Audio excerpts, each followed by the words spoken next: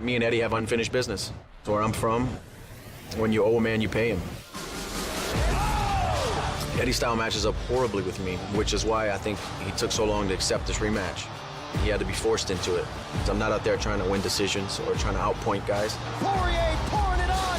That'll do it. There are guys who, when they're half beaten, they'll respond. I'm that. Down goes Gaethje. That's it. That is it. The only path to victory here is through pure suffering, and no one's willing to suffer more than I am. I had him hurt in the first fight, but I didn't have the patience to put him away properly. This time, I'm going to put the nails in the coffin. I'll be defending the most violent man in the UFC, my world title, which is a title I'm not going to give up. It's going to be violent. What's going on, everybody? Welcome to episode 38 of Combat Docket Radio. As always, this is Kurt and Ben here to bring you everything going on in the MMA world. What's happening, Ben? Not a lot, man. Happy to be here talking about MMA on a beautiful afternoon. I got my dog napping next to me, so I got a mug of coffee that I just reheated in the microwave, so I'm ready to go. Sweet, man. Hey, before we start talking about MMA, what's going on with a barbecue? You're trying to try every single barbecue joint in Kansas City. I see the post. The food looks delicious. Pump that out real quick. Yeah, me and a buddy of mine that I went to college with who lives in Kansas, we both live in Kansas City now, just had this idea to try every single barbecue joint in Kansas City, in the Kansas City area. And there's like 120. Barbecue is huge here for the people who don't know. So, and we're writing about every single experience. And we've done, I think, 7 or 8. First 4 reviews are up on it's a Tumblr. 2 guys try bbq.tumblr.com. But check it out on my social media. It's delicious. That's all I'm going to say. It's delicious. Do you have a favorite spot yet? Did any spots stand out, or they were all just delicious? I mean, I've tried all the heavyweights already. Of the ones we've tried so far, there's this place called Arthur Bryant's, which is kind of consensus top 3. We haven't written about it yet, but Arthur Bryant's is kind of what everybody considers as one of the top 2, maybe 1, 2, or 3 best barbecue in the city. It's incredible. It's where like Barack Obama went. It's where all the presidents go. It's where all the celebrities go, that kind of stuff. Nice, man. Sounds good. Looks good. Yeah. Definitely check that out. All right. Shift gears to MMA. This weekend we have a phenomenal card coming up. Excellent main card that would honestly be worthy of pay-per-view. I see a lot of people saying that this card is better than 227. They'd rather give them their money to this card, but we don't have to. This card is on free TV. Headlined by Dustin Poirier and Eddie Alvarez going at it again a second time. I'm really glad they re-signed this fight. This fight needed to happen. That first fight had all the makings of being an excellent fight. It was an excellent fight. Poirier had his moments. Alvarez came back, had his moments. And then the finish was just so anticlimactic, so disappointing. And these guys seem to have like a real genuine dislike for each other too. And I still like that. I mean, I'm all for sportsmanship, but I like a good feud. I like it when guys have some animosity. It makes it a little bit funner, but this main event is fantastic and a big one for the weight class. Yeah, I'm happy that they kind of let it simmer a little bit, because I think you and I both expected and wanted an immediate rematch, considering the way the first fight ended with the illegal blows and just all kinds of confusion. But it kind of worked out for the better, because like you're saying, they seem to have a genuine dislike for each other. So, you know, they both got super, super exciting wins over Justin Gaethje. Poirier also had another like super exciting win over Anthony Pettis since then. And there's been just a little bit of trash talk between them. It's kind of let it simmer. And now, honestly, it feels like the perfect time for this fight. Yeah, it does. In that lightweight division that, again, there's a logjam at the top with the whole Conor. You got to think Conor, Khabib, Tony are the, I should say Tony and Conor are the 2 front runners to get that next title shot. But I think a win here, definitely for Poirier, puts him probably next in line behind those guys. But maybe the same could be said for Alvarez. Like, let me ask you this: like, how do you see? And I think we talked about it a little bit on the last show. But how do you see this 155-pound division playing out throughout the rest of this year and into early next year? I think Conor does come back, and I think that's what we talked about last week is, does he come back in 2018? I think Conor comes back either at the end of this year or early next year. Does he fight Khabib? Maybe. I don't know. I think the winner of this fight is like immediately right in that mix where there's no complaints if they do get the next title shot. You know what I mean? Like if Conor comes back, presumably he fights Khabib. I don't know what Ferguson's injury timeline is looking like, but the winner of this fight I feel like honestly has just as much of a claim to a title shot as Tony Ferguson, even though Tony Ferguson was like stripped of his interim title even though he didn't lose, that kind of stuff. But I mean, the winner of this fight is right up there with everybody else. Yeah, it's kind of crazy too that Tony Ferguson's almost like a forgotten guy right now. Like you said, he got that interim title and then he was stripped, and now it's like, all right, Conor's going to get the fight, and now we're talking like maybe the winner of this is going to be up there. Do you think the winner of this and or Tony would accept the fight against the other? Yeah, I do. Maybe not. Eddie Alvarez will play hardball. I could see Eddie Alvarez holding out for some sort of title shot, but the UFC is not going to have Eddie Alvarez fight Conor McGregor ever again. That's just not going to happen. But I think, Ferguson and Poirier would fight each other in a heartbeat. To be noted as well, this is the last fight on Eddie Alvarez's contract. So that's going to be interesting to see how that plays out. Decided to fight out his contract. Obviously a win here gives him a ton of leverage, but a loss, you never know. I don't think Eddie's going to be on the move, but it is interesting. He's definitely, the whole Bellator thing, when he came from Bellator to the UFC and was involved in a lawsuit with Bellator, he's not afraid to really negotiate for what he thinks he's worth. So I agree. I don't think he's going back to Bellator or WSOF or anything like that, but I don't think he just accepts whatever the UFC gives him. Right. All right, so let's talk about the fight. What do you see going differently this time? And who do you think has to make the bigger changes leading up to this fight, Poirier or Alvarez? So I've actually, in the past couple of days, really rewatched their first meeting a few times and watched some Dustin Poirier fights and some Eddie Alvarez fights. I think Poirier comes out winning here. If you really pay attention to their first meeting, Poirier really, by the second round, had gotten down Eddie Alvarez's timing. Poirier actually has, for a southpaw especially, has a really good jab. Poirier was jabbing Alvarez, drawing out a counter, and then countering Alvarez's counter. And Alvarez also couldn't take down Dustin Poirier. It looked like that was part of the game plan initially, was to level change a lot, go for a takedown here, fake a takedown, and strike. And Poirier was just not biting on that. So in the second round, Poirier had picked up Alvarez's timing and was largely outstriking him. But then this kind of classic Dustin Poirier move where he gets sucked into a brawl that he doesn't need to get sucked into, that's when he got tagged by Alvarez. Poirier, as much as the guy loves to brawl, is that's not where he's best at, I don't think, because he just headhunts. He stands directly in front of the guy and just wings punches. And that's kind of Eddie Alvarez's forte, to be honest. But since then, we've seen Dustin Poirier really stick to a game plan against Anthony Pettis, taking him down, beating him up on top, and really not get sucked into a brawl against Justin Gaethje. So I've seen some improvements in discipline from Poirier, and I think he can stay disciplined here and outbox Eddie Alvarez, assuming he can stay on his feet. I think Poirier wins it here. I don't know if he finishes him. It's hard to ever pick anybody finishing Eddie Alvarez because he's so damn tough, but by the second and third round, if it gets there, Poirier is really taken over on the feet. Poirier, he's definitely, and he's talked about it a lot, he's definitely matured over the years. He's gotten much more disciplined. But man, Eddie Alvarez is a tough guy to keep off you. He's got both these guys, honestly. Throw Gaethje in that picture. All three of them are just so mentally tough. They can take a shot. They got great recoverability. But Eddie is a tough guy to keep off you, and Eddie's a tough guy to not get sucked into a brawl with. I definitely think the southpaw aspect for Poirier is a nice wrinkle for him, because like you talked about, he uses his jab really well. He's got really good fundamental boxing. I think Eddie Alvarez, though, I think he's going to go to a kick and body heavy game in this fight. Eddie's always been a really good body puncher. Justin Gaethje tore apart Dustin Poirier's legs in that last fight. Honestly, so did Anthony Pettis. Yeah, Eddie does his homework. He's not a stupid dude.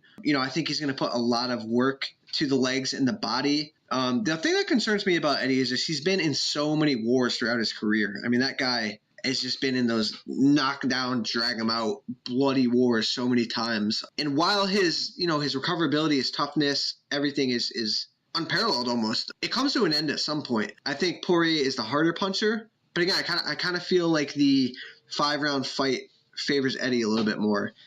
If Eddie could stick in it early, because Poirier is going to come out fast, he's going to come out hard, strong. Early I favor Poirier, but I think Eddie puts it together the longer the fight goes. And man, I've been flip-flopping a lot with this one, but right now my gut's saying Eddie by I'm going to go Eddie by like 5th round stoppage in absolute war. Yeah, and I had, when I was talking about it, I basically forgot that this was a main event 5-rounder. And I agree with you that I think that favors Alvarez just because it gives him more opportunities to pull Poirier into his fight. And I do agree that Eddie is going to be heavy body punches because if you watch, that was appeared to be a big part of his game plan in their first fight. Like tons of level changes. He was attacking Poirier's body. I do think that that'll be part of his game plan. But I've been loving Poirier's technical striking lately, assuming that he can keep it kind of at that, like a more technical boxing match. But the guy loves to brawl. If they're just standing in front of each other throwing haymakers, it's hard to not favor Eddie Alvarez in that kind of exchange. Yeah, I just don't. Like I said, I don't know how long Dustin Poirier is going to be able to stick to that kind of game plan, especially if Eddie starts going to his legs and the body and slowing him down a little bit.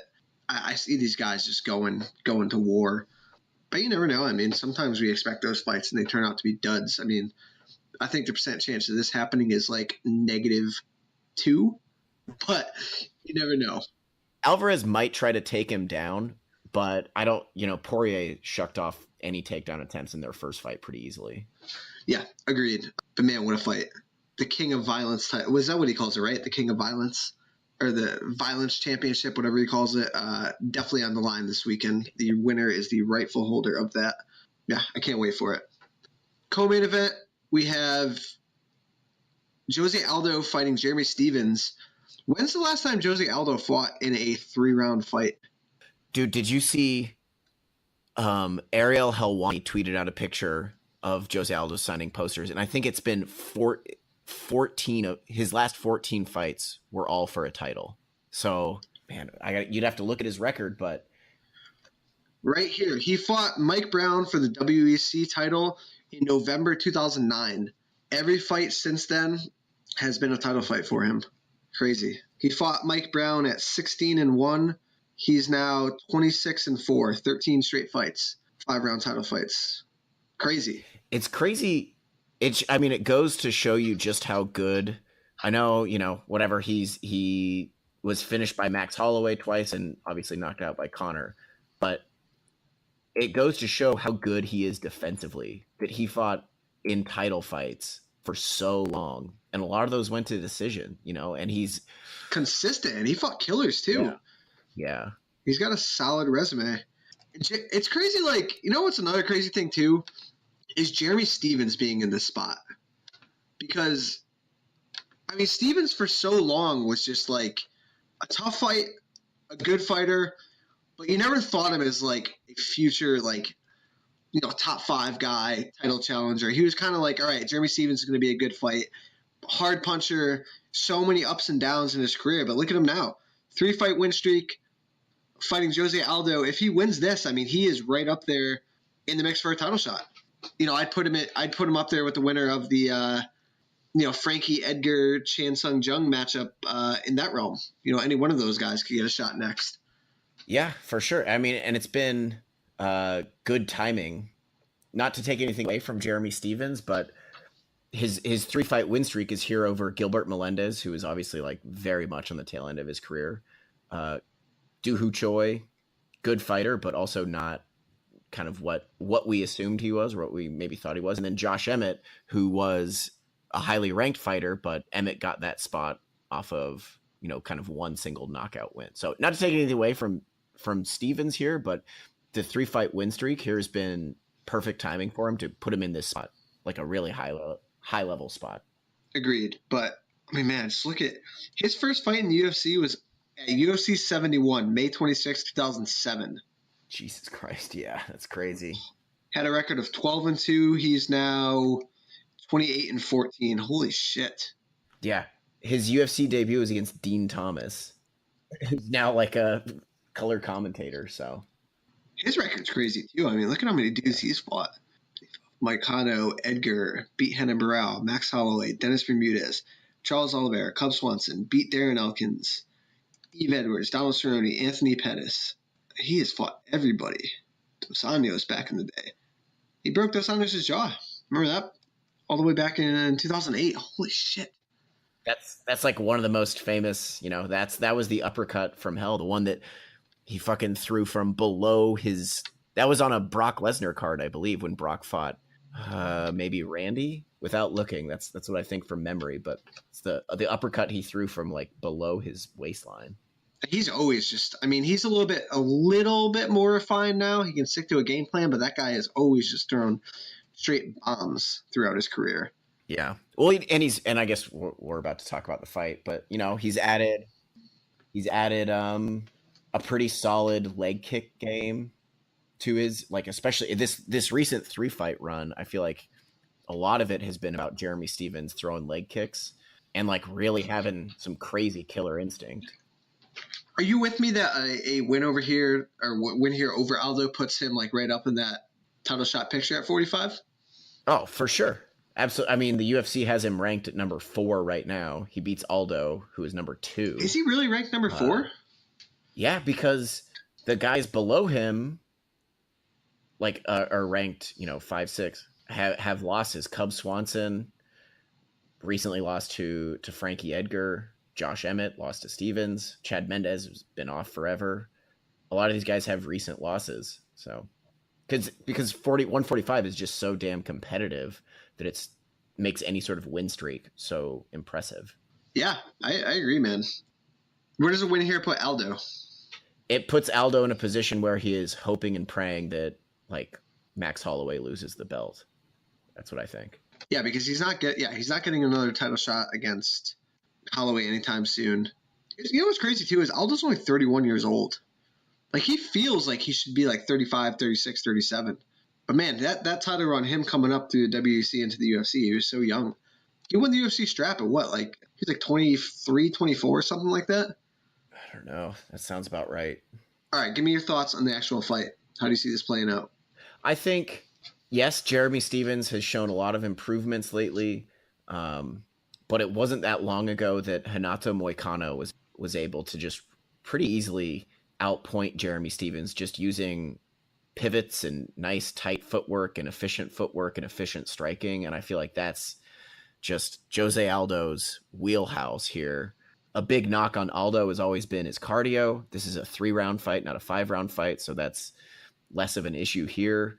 And I just got done talking about Jeremy Stephens has improved leg kicks. We haven't seen a ton of leg kicks out of Aldo lately. A big part of that is, fear of takedowns, or I think against Holloway, he didn't want to get countered. But if Stephens tries to play the leg kicking game with Aldo, I think Aldo's going to chew him up there. So I think the odds here are really close, and I think that says a lot about Stephens' recent run and Aldo coming off 2 straight losses. Aldo is a -130 favorite. But I think Aldo runs away with this pretty easily, to be honest. I think this is a 30-27. Unless, like, I don't know, we don't have much reason to believe that Aldo is shot. 2 straight losses, but they're both to the same person. And I think that might speak more to the style matchup. And just same with Joanna, style-wise, losing. But, so yeah, I think Aldo takes a pretty clear-cut decision here. Yeah, I'm with you there. I think the MMA community fans are quick to forget how good Jose Aldo is. I don't think he's the same killer that he was a couple years ago. But we've seen fighters like this all the time that have kind of fallen from grace and they kind of reinvent themselves. Yeah, I think this is a good fight for Aldo to kind of reinvent himself. There's no title on the line. He's taking a step back in competition. As good as Jeremy Stephens is, he's not Conor McGregor. He's not, Max Holloway. He's not going to take. I don't think he's going to try to wrestle with Aldo too much. I don't think he's going to wear on him too much where Aldo gets gassed. It's a 3-round fight. And yeah, man, I'd like to see Aldo get back to those leg kicks. And like you said, I think he beats Jeremy Stephens in a leg kick competition. And he's just his pocket boxing, his defense, his explosiveness is still there. The only thing I worry about in this fight with him is sometimes he gets into, I want to say, like a little bit too methodical, where he really slows the pace down. And Jeremy Stephens is a guy that's not afraid to get in your face, throw a lot of punch his way to the inside. So, I mean, I guess I could see a scenario where Aldo gives up a little bit too much time in the fight and kind of keeps Jeremy Stephens hanging around, and you never know. But I'm with you. I think Aldo wins a pretty clear-cut decision. Yeah, unless, and I agree with you that Stephens is a guy that knows when he really has to turn on the jets, you know? Like, he was, I think, losing to Ho Choi before, like, he came out in the second round and was like, fuck it, I gotta just get after this kid. So no matter who you are, if you're a guy like Jeremy Stephens with power, with some toughness, some experience, he can cause trouble for anybody when he decides to just really, really put the pedal to the metal. But I think everything we've seen from Aldo is that he can handle that. And there's no reason to believe he can't still handle that. Again, another really good matchup. And I am so glad Brian Ortega turned down that Jeremy Stephens fight, because fuck these goddamn interim titles. I know. Let's wait for Max to find out what's going on before we start handing out interim titles. Brian Ortega earned his shot. And, like, why are we going to take away a great fight in Jose Aldo and Jeremy Stephens just to throw another fucking interim title out there? I am so glad that didn't happen. Yeah, same. That would have been just horrible, because we finally have a pretty damn good card here on free TV, and they would have, butchered it. Exactly. All right. Big matchup in the women's strawweight division. Joanna Jedrzejczyk stepping back in against Tecia Torres. This is Joanna's first 3-round fight in, let's see. She won the women's strawweight title back in 2015. So she's got 7 straight fights, title fights, 5-rounders, 8. Taking on Tecia Torres. Torres, she's not going to blow you away with her skills at all. She's pretty well-rounded. She's good everywhere. She's not easy to look good against, win or lose. I just think that Joanna is just a bit too explosive for her. I think she puts her punches together too well. I think Ticia's just going to be playing catch-up the whole time. She doesn't have the power to threaten Joanna whatsoever and make her respect her power. She's not going to have the wrestling, I don't think, to take Joanna down with any sort of frequency and hold her down. Joanna's got great cardio. Again, it's a 3-round fight. I think this is going to be a pretty clear-cut decision win for Joanna here. Yeah, I'm with all that. Especially, I think Joanna, like you said, more powerful. She's going to have a pretty good reach advantage over Tecia Torres. I think Joanna can stick her on her jab, and then when Torres blitzes, which is something that she's pretty good at, I think Joanna will be able to counter her basically every time at will. I do think, though, a 3-round fight for Joanna is to her disadvantage, because she's such like a kind of a slow burn type of fighter, like in her second fight with Rose, Joanna won like the third, well, at least on my scorecard, the 3rd and 4th round, because she kind of started to take over and she kind of, she's not like a one-hitter quitter or anything. She doesn't have a ton of power. That's not to say she's a slow starter, but I do think she generally does her best work in later rounds. But yeah, I think Joanna is able to jab Torres kind of at will on the outside and counter her like over and over and over again. I like Joanna getting the finish here. Knowing that it's a 3-round fight, she's going to do one of those patented, like, just go hammer time flurries against Torres, who's tough to finish. But after rewatching Joanna's most recent fight against Rose, like, I don't think she's lost a step physically.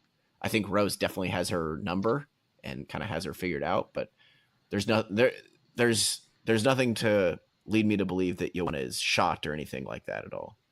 No, absolutely not. Like you said earlier, I just think Rose is a good matchup for Joanna. Yeah, I'm with you. I think Joanna rights the ship here. Man, these top 3 fights, 3 former champs. Aldo, Alvarez, Joanna, all on free TV. UFC finally putting on a great card. Was it 2015? Were they all champions at the same time at one point? When did let's see. Eddie won his in 2016. When did Aldo lose to McGregor? Was that let's see. I'm looking this up quick. 15. So they were almost all 3 champs at one time. Opening up the main card, this guy is quickly becoming one of my favorite personalities in the sport. The Canadian gangster Olivier Auban-Mercier taking on Alexander Hernandez. Interesting fight, man. Auban-Mercier is definitely the more tested UFC vet, but as shown in his last fight, Alexander Hernandez, especially on short notice, is explosive as they come. Auban-Mercier has, what was it? His last fight just showed incredibly improved striking. That guy is still a grappler at heart, and I think that's how he's going to win this fight, to be honest, is top control, clinching and grappling. But if he is maybe a little bit, he got a 53-second knockout in his last fight over Evan Dunham.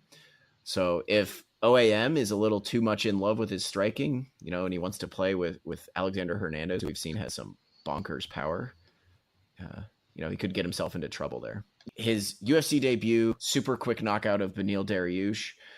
But other than that, he does not have anywhere near the level of experience and competition that OAM has faced. No, not at all. And it's tough to really gauge where he's at because we have so much footage of Auban-Mercier, whereas Hernandez, once you dig real deep, you're only getting a 52-second clip of him, stepping up and knocking out Beneil Dariush. So, yeah, I don't honestly know all that much about Hernandez, which makes it interesting, man.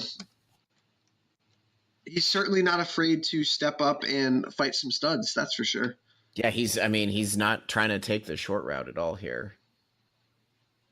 And I think OAM is actually probably a step down in competition. Maybe not now, because he's showed a lot of improvement, but rankings-wise, he went from Beneil Dariush to OAM.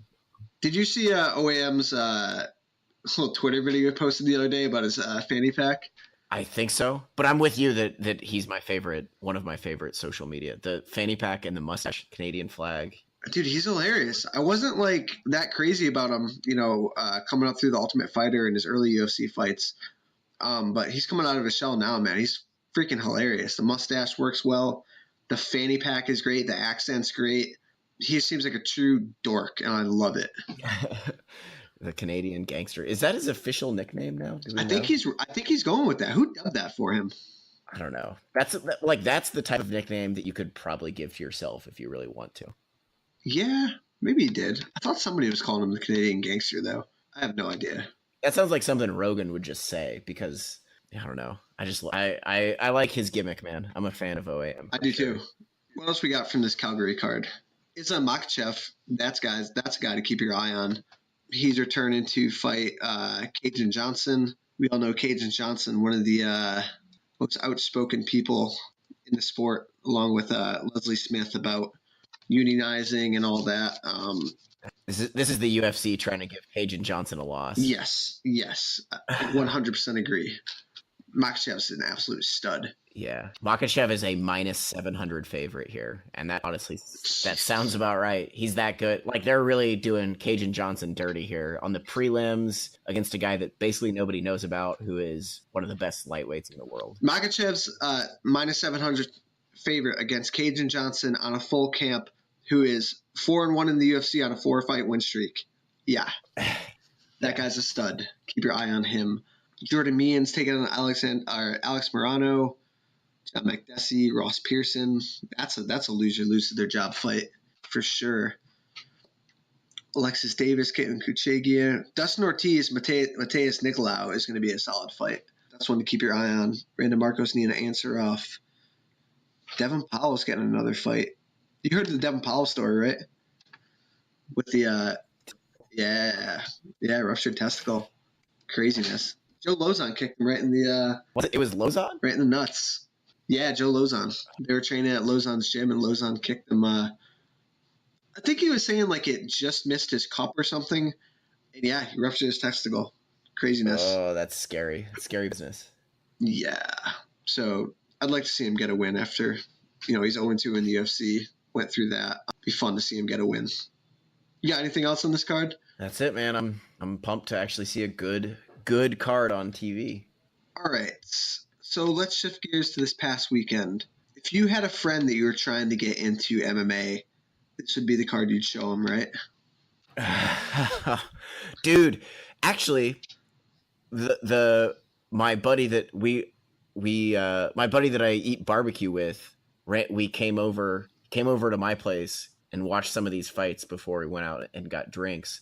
And it was rough. It was rough, man. I believe this was tied a UFC record for most decisions on a card. Yeah, it was in the 10? top 5, I think, for the longest fight cards of all time. Man, some of this was really tough to watch. Not tough to watch, per se, but Exhausting. It was Tiring. exhausting. Yeah. Tiring. It was exhausting. I don't know if it was just style matchups, but yeah, exhausting is a really good word. It was exhausting to watch. And then you get to the main event, which we're going to talk about, and by that time you're just like, ready for it to be over. At least Anthony Smith got a big win, but 10 decisions. And this brings up a good point, or a good talking point, is like 13 fights for a card.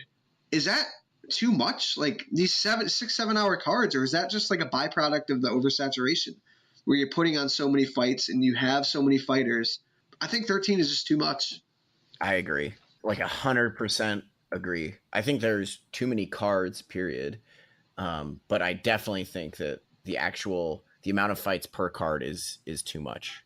And I think that's a product of the UFC just has these obligations to Fox, and they have an obligation to like their Fight Pass, their subscribers. They're trying to fill out fights on every level, and it's just way, way too much. And it trains people to be like perfectly okay with skipping cards and skipping fights because, a lot of like Danny Roberts and David Zawada, like they were in the middle of the card here. Like, and I feel like that's, if you're a casual or even a semi-hardcore fan, you're not tuning in to watch that fight because you don't know who the fuck those guys are. And then it just trains you to be like, right, I don't really care. Like, I only care about. We've talked about this before. A lot of times, like, you feel like they kind of put these random cards together, and it's like the top marquee fight, and then it's just a bunch of random shit afterwards. Where it's like, it feels like you're putting together a fight card just to put this one fight on it, and then the rest of it's like, fuck it, we'll throw this guy against this guy, blah, blah, blah, blah, blah. But yeah, dude, 13 is too much. And what though? Some nights it works out. Some nights you get crazy cards where there's a shit ton of finishes. What card was it not too long ago that had like 9 or 10 finishes or something? It was like crazy. I can't remember, but that makes it obviously more enjoyable. It's hard with Fox Sports 1 when it's kind of decision after decision after decision, and then in between the decisions you have like 10 minutes of commercials, and it's the same goddamn commercials every time. Oh, their pacing is terrible. So yeah, it does. You feel, and I'm somebody who loves to watch MMA. Like, even the decisions when it's going on, I love to enjoy it. I love to like really hunker down and like pay close attention to what each fighter is doing and try to figure out what's going on in the fight. But by the end, I'm just exhausted. Yeah, I agree, man. So let's just start at the top really quick. Anthony Smith blasted Shogun in a minute and a half. Man, I've liked Anthony Smith for a while. I liked him back in Strikeforce. He had a tough first run in the UFC. And kind of like we talked about with Jeremy Stevens before, like right now, like he is on a roll, and he's caught a couple of big names at the right time. He went from like, yeah, he beat Lombard and he lost to Santos. He went from like almost like a journeyman, middle of the pack guy, to now we're talking about him jumping up and fighting Alex Gustafsson and fight. Like, Anthony Smith feels like he arrived. And, like, his 2 wins are over Rashad Evans and Shogun in 2018. Like, I think a lot more weight is put on his wins just because of the names. And that's no knock on Anthony Smith. But, I mean, Rashad and Shogun at this point in their careers, I mean, that is almost gimmies. It's all namesake. Yeah, so much. But I will say, like, hand up, I thought Shogun was going to beat Anthony Smith, and I was obviously incredibly wrong. But yeah, man, I think I'm not sold on Anthony Smith as being, even in the desert that is light heavyweight right now, I'm not sold on Anthony Smith being able to hang with a guy like Gustafsson or even Corey Anderson or Ilir Latifi or even like Jan Blachowicz. I'm not sold on Anthony Smith being able to stick around with those guys. I think it's just, we've known that Rashad was really shot for a long time, and he looked shot in that fight. Like I said, I picked Shogun to win here just on skills, but Shogun looked slow, obviously pretty chinny. His defense wasn't all there. As you know, props to Anthony Smith, good timing for where he's at, but I'm not sold on him being a guy that's going to stick around at the top of this division at all, because he actually, a crazy stat is Anthony Smith has more fights than Shogun.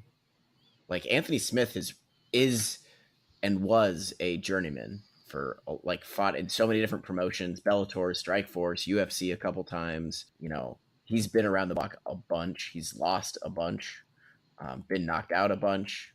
I'm just not entirely sold on him, but he's a legit light heavyweight in 2018. Yeah, I mean, he has a nice skill set. You know, he's a good striker. He's a big dude. You know, he was huge for middleweight. I thought he looked really, you know, he looks good at lightweight. He's got a good ground game. The bridge is not there, though. He has no wrestling. He's pretty easy to take down. He's got an active guard, but sometimes, you know, he can get held down.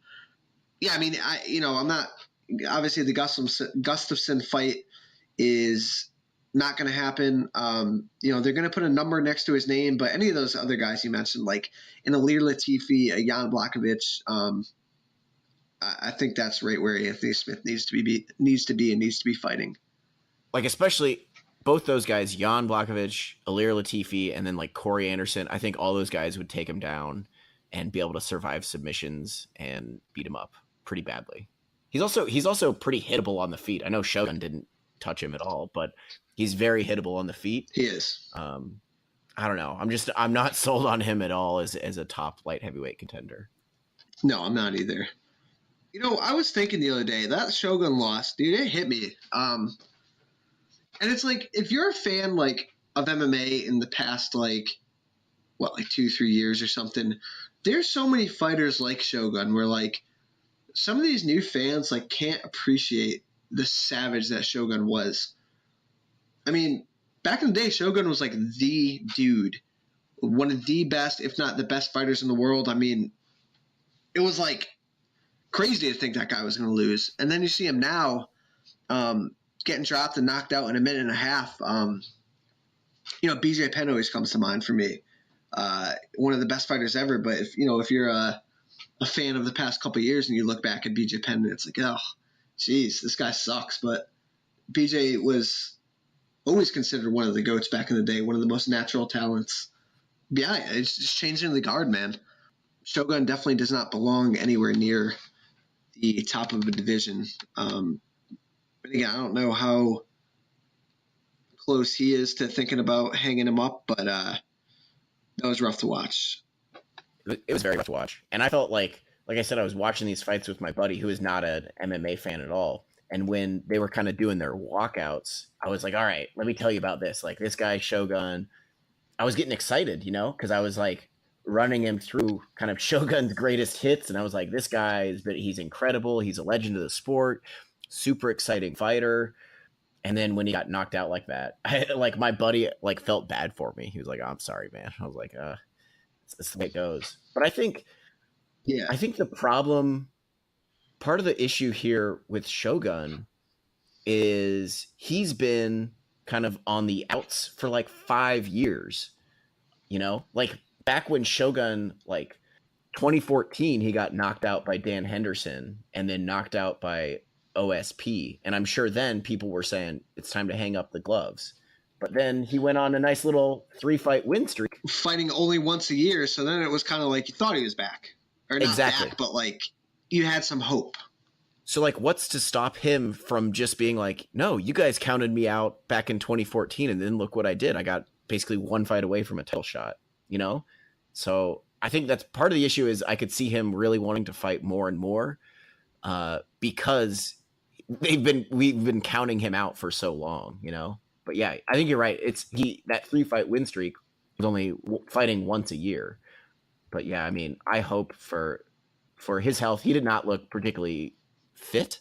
He never looked, like a stud in there. Yeah, he was never chiseled up, but yeah, he didn't look that good. He looked slow, and his style, like he ate a front kick from Anthony Smith, and I think on replay it looked like the front kick actually did hurt him. But so much of Shogun's style and that Shuto box style is just to meet aggression with more aggression. So his natural instinct was to just go forward, and then it did not work out. It's hard for me to want to watch him fight much more. If he fights again, like it's got to be against somebody in a similar position, right? Rashad Evans. I mean, Rashad Evans I think his retirement is sticking. I hope. I think it is. Yeah, I'm with you though, man. I don't want to see Shogun anywhere near any killers anymore. If he wants to keep fighting, take a step back with him. Yeah, Scott Coker is fucking licking his chops though. Oh, he loved that. Corey Anderson got the biggest win of his career, beating Glover Teixeira. Surprised me. I thought Glover was going to take that. Glover's notoriously been always a tough dude to take down, and Corey had a smart game plan and got a big win. Not much else to say about that. Yeah, Corey Anderson for me has always been one of the. I don't know if you have any fighters that you, for whatever reason, you always expect more out of them, or you're like, there's no rightful reason for me to be a big time Corey Anderson fan, because it's not like he's a exciting knockout artist or he has this really awesome like polarizing personality, but I like watching the guy fight. He does have some pretty slick boxing for 205. He's obviously got some takedown skills, and I'm not like, I feel like he's been counted out. He's kind of chinny, and I think that's why people have counted him out. But I don't know, man. The guy has a lot of skills. He's not that old, and 205 is bone dry right now. So yeah, exactly. We talk about it all the time, but 1 or 2 wins at 205, and you're arguably going to be fighting for a title shot. Especially, DC, his run is coming to an end pretty quick. Who knows what's happening with John Jones? So yeah, big win for him. You got anything else you want to talk about on this card? Shout out to Manny Bermudez. That guy is, as advertised, an absolute stud. Gets another triangle in under a minute. The setup was absolutely beautiful against a solid game opponent. Yeah, that was a great. His jiu-jitsu is trouble for anybody at 135. The only other takeaway, I mean, other than this fight card was a slog, Alexander Rakic, I always forget his name. Yes. Just beat the ever-loving shit out of Justin Ledet at 205. And I was pretty high on Justin Ledet, too. Yeah, me too. Yeah, beat the shit out of him. 30-25 and 2 30-24s. So I think Rakic is definitely a guy to watch. That was only his 10th fight, I believe. So, don't assume he's the next big thing quite yet, but he appears to be a great athlete with decent skills. So definitely somebody to watch. Yeah, I agree. Mark Casey loses again. People had a lot of high hopes on him, and he's now dropped 3 straight. Yeah, I mean, and also like I think hopes were a little too high for him. He's a good athlete, but doesn't seem to really it doesn't click for him necessarily. Yeah, but Nasrat Hakparast appears to be another decent prospect. Yeah, solid. Yeah, that's all I got about Hamburg. So let's talk some odds and ends, man. We got a bunch of MMA coming up this weekend. Let's see if I can pull up the schedule. Is the Darren Caldwell fight happening this weekend? I don't know if it's this weekend. Is he fighting Noad Lahat? He is fighting Noad Lahat, yes. Let's see. Bellator. Nope, never mind. August 17th. Okay, so we got no Bellator this weekend. We do have PFL's off, but we do have one championship happening this weekend. And for me, Gary Tonin is fighting. So that's definitely something to keep an eye on. We've talked about Gary Tonin a bunch on this podcast, but the guy's an absolute stud. He is fighting Rahul Raju out of India. Renzo Gracie's fighting Yuki Kondo on this card. That's a throwback. Martin Nguyen's fighting. The one cards are actually pretty good. Not a lot of big names. Shinya Aoki's on it, but their production's really well. It's a nice looking organization. And Gary Tonin's fighting.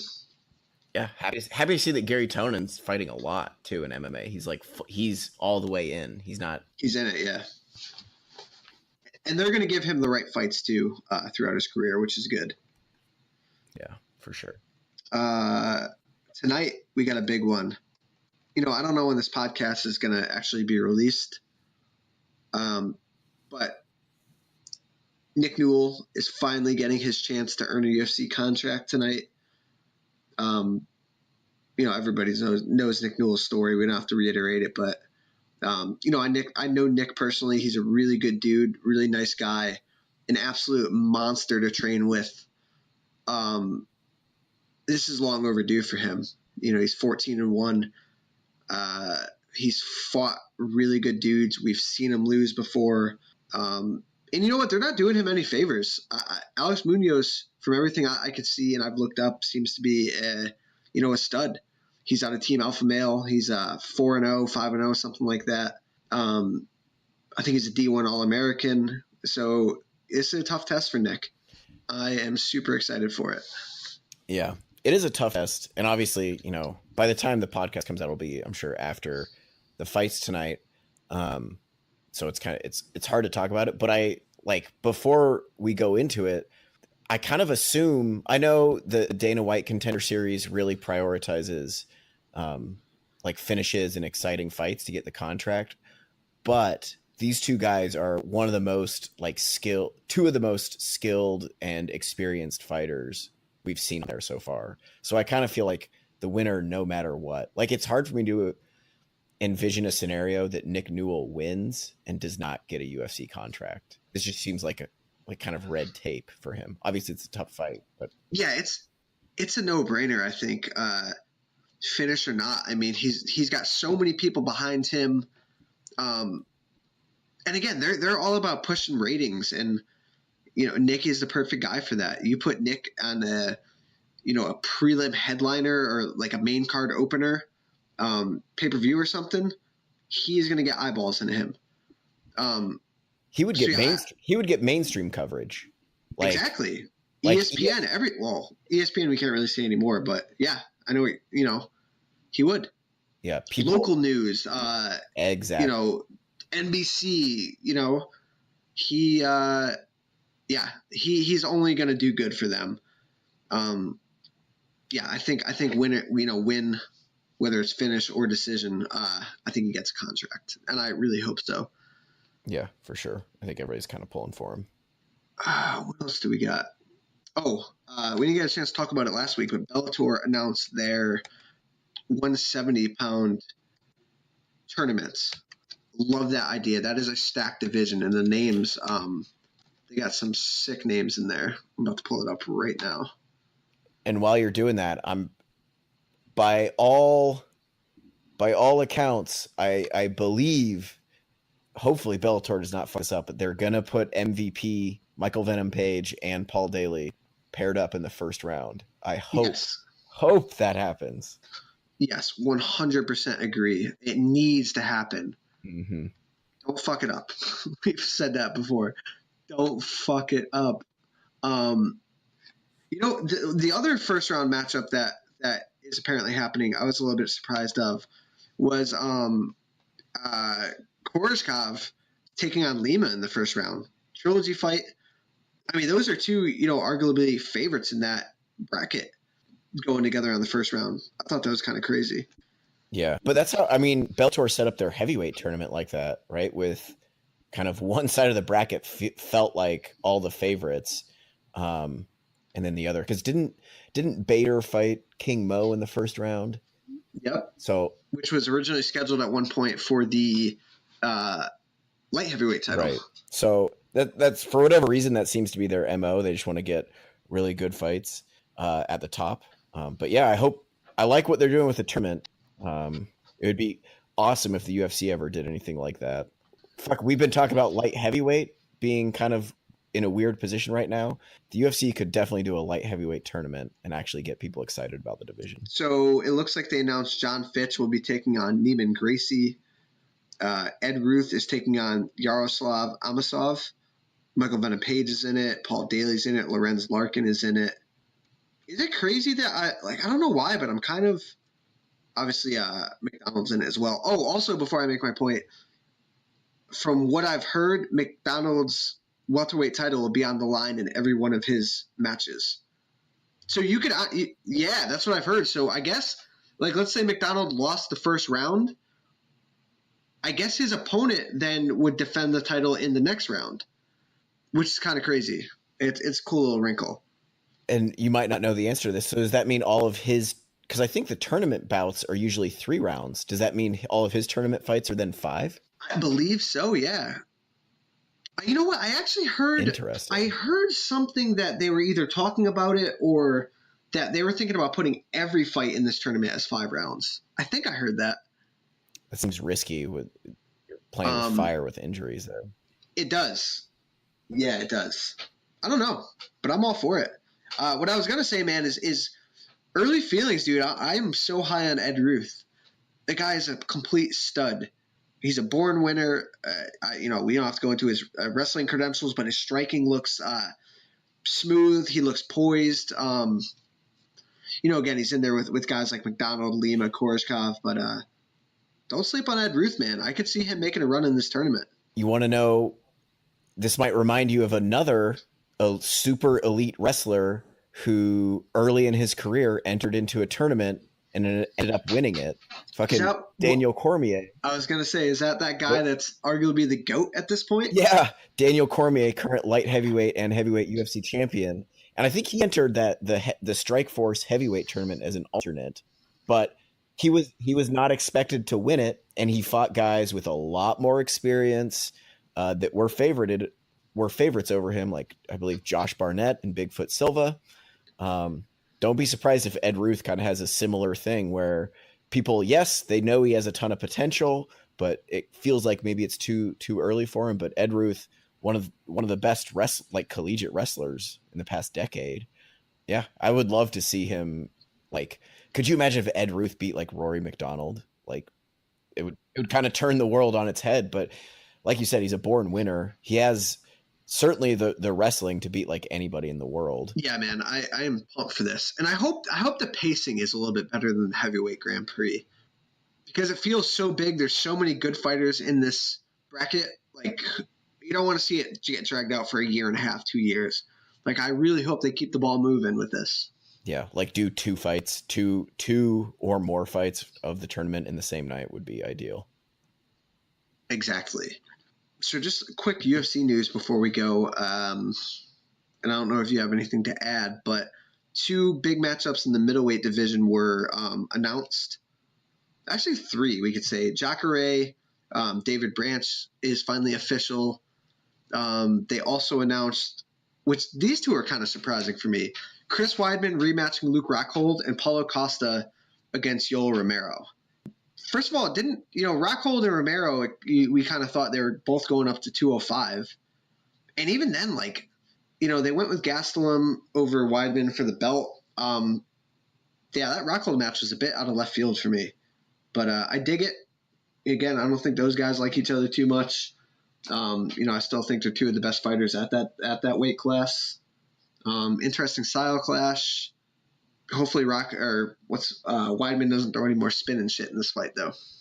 I mean, it's a good fight, but yeah, I'm with you that we've been talking about potential matchups for those guys, and Romero Costa was not ever, I don't think, ever mentioned, and a Rockhold Weidman rematch was never mentioned. So yeah, that Costa Romero is another, that's like way out of left field. I did not expect that. I like it though, I guess. Big step up for Costa. yeah, huge step up, but whatever. I mean, I feel like he's the type of guy that they are going to throw to the wolves. Like a huge jacked guy like that maybe has potential, maybe doesn't. They don't really care. I think the biggest surprise here is that they're letting Romero fight at middleweight again. Yeah, I agree. I thought, especially at his age, the light heavyweight move and at the end of his career kind of made sense. And again, the light heavyweight division is so thin. You let that guy have a couple wins at light heavyweight, and he's up there for the title. Romero couldn't go to 205 tomorrow and fucking probably beat Volkan Oezdemir. Right. He's like, he's in a title fight. Right. So, I don't know. Those are two interesting ones, but big ones nonetheless. Anything we're missing? You got anything else? I think that's it. I think so too. And if we missed anything, we apologize. But enjoy the fights this weekend. Great card that the UFC is putting on free TV. And we will talk to you all next week. Thanks for listening as always. Have a good one.